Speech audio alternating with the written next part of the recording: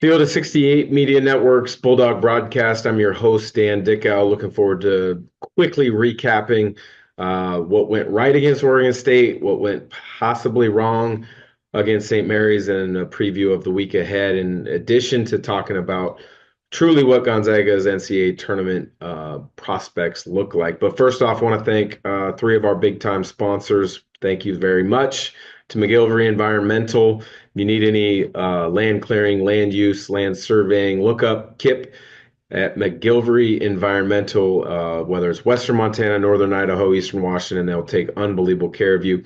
Wave Capital Lending, big thanks to Dan Cantiana for his support of the show. If you're interested in real estate investing of any type, look up Dan Cantiana at Wave Capital Lending. And last but not least, thank you to Shoot 360 Spokane.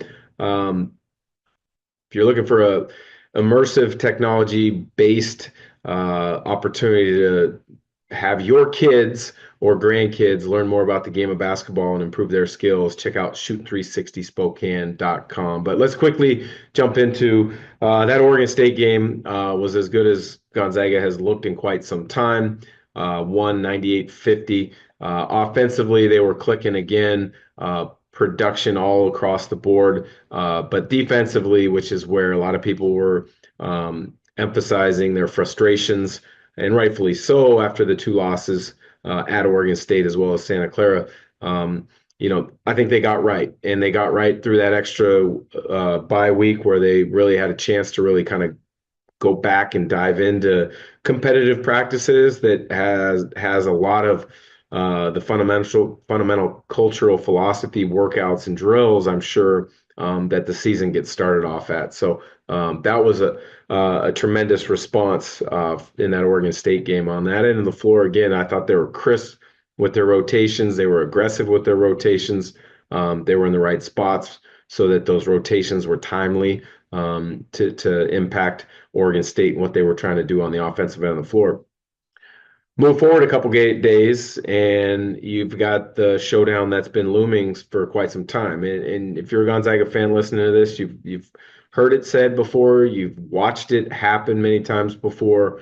That St. Mary's game is always something that's a difficult matchup. And one of the reasons it's so difficult is I don't think St. Mary's gets the due and the credit nationally that they deserve for how good they've been over the last however many years, especially that last 7 to 8 years in particular under Randy Bennett.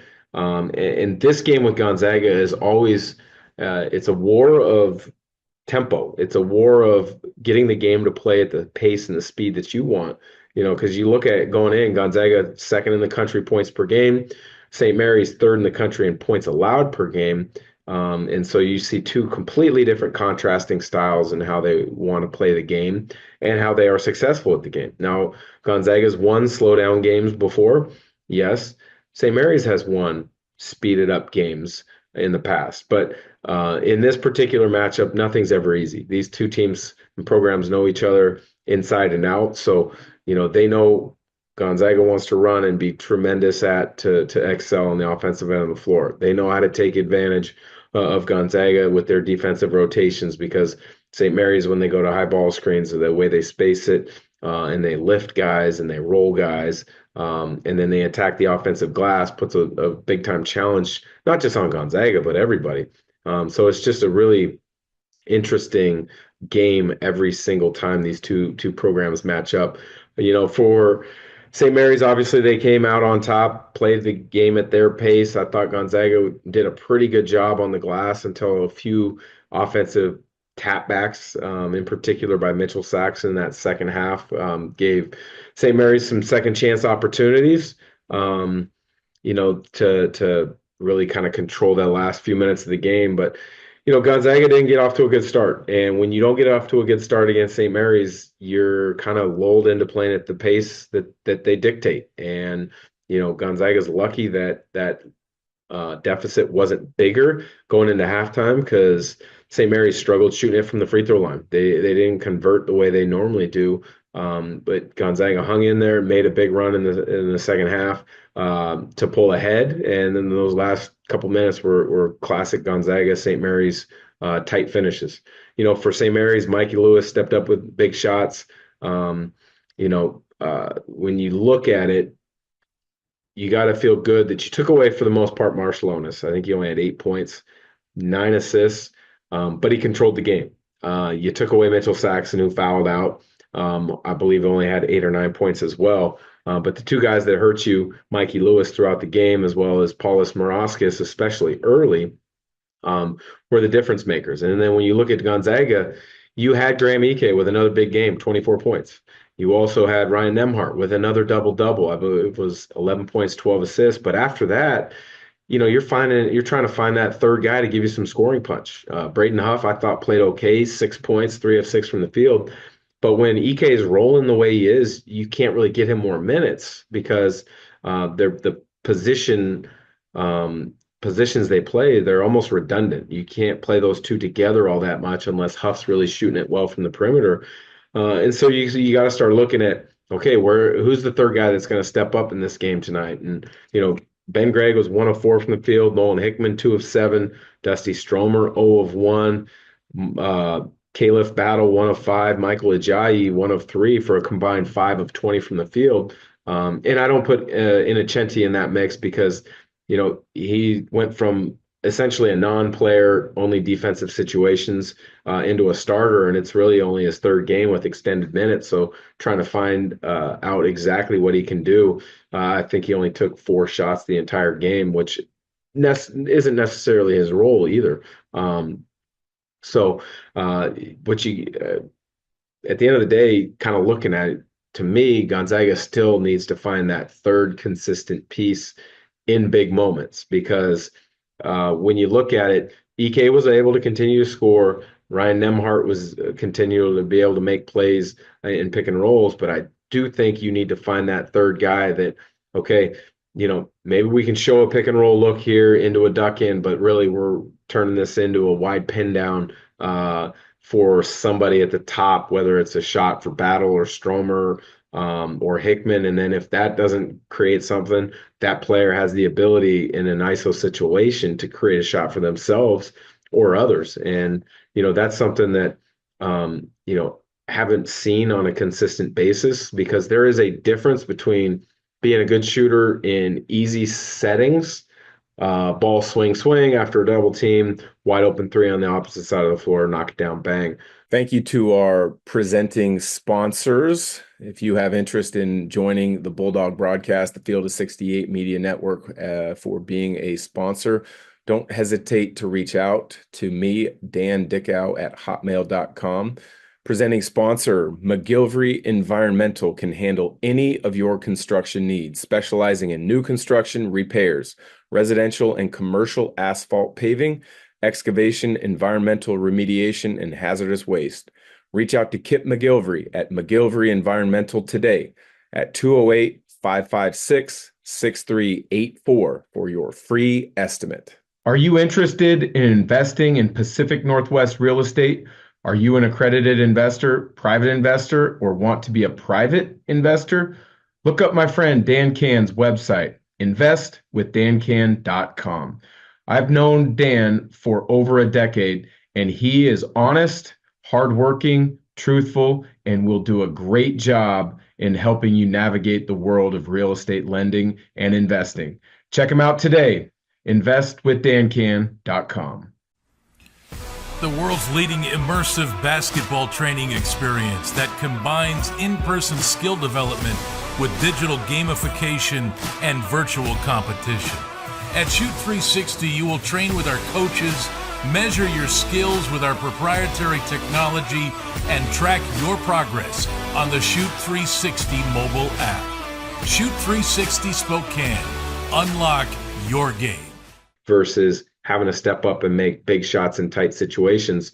All of these guys have shown the ability to do that at different times, but you want to see the consistency and you want to see the ability to do it honestly, in the biggest of moments. And right now, they're all big moments, but in particular, when you look at these 7 losses that I think are a combined 34 points, you would have you'd be hard pressed to say that's my go-to guy. I want him getting an ISO, or I want him getting a shot. You're just still trying to search for that, and it's awfully late in the season for that.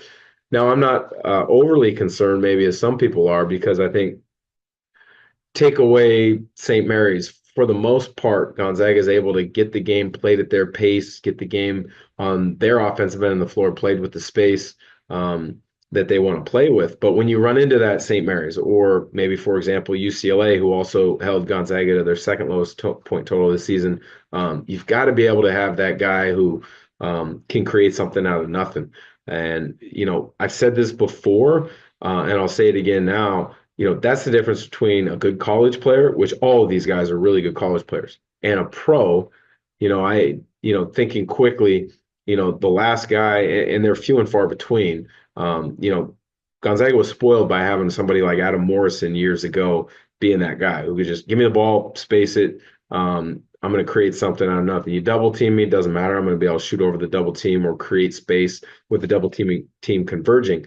You kind of look back through the roster. Kelly Olynyk would have been very similar to be able to create something out of nothing. But again, that's why those guys are pros, and they've separated and distanced themselves. So regardless of what defensive scheme or tactic is thrown out there against them, they're able to execute and come through with a high level of success.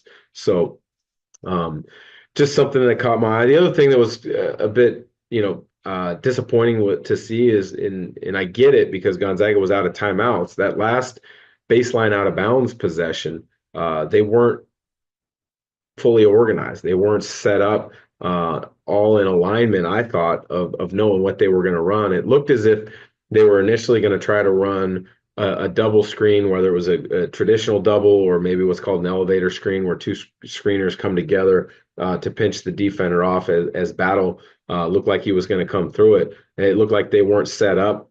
And then obviously they didn't execute it, because I think it was EK that kind of popped off the block and caught it for kind of a step off the block ISO with time winding down. But, that's something that as well, you had a timeout, you're able to get a little bit more organized and have that set up ready to go. I've been asked a lot last, couple days since the loss. Well, is that the end of Gonzaga's NCAA tournament hopes? Absolutely not. And the reason why is, when you look at the big picture of their analytics, if you look at the big picture of,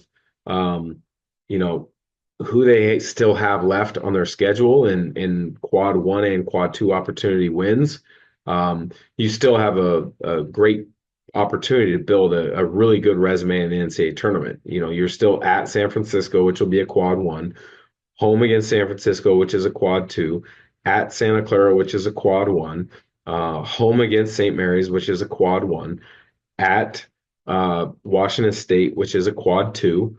The Loyola Marymount ascension of having won their last 5 games, you can start looking at that as being a potential quad 2 win. The one that they had down in LA earlier this year, and depending on just how high those numbers go for them, it could even become a quad 2, although that's highly doubtful, win in Spokane. So I'm not too overly worried about it, not too overly focused on it, because if you look at their numbers right now in the net, as of this morning, they were 13th.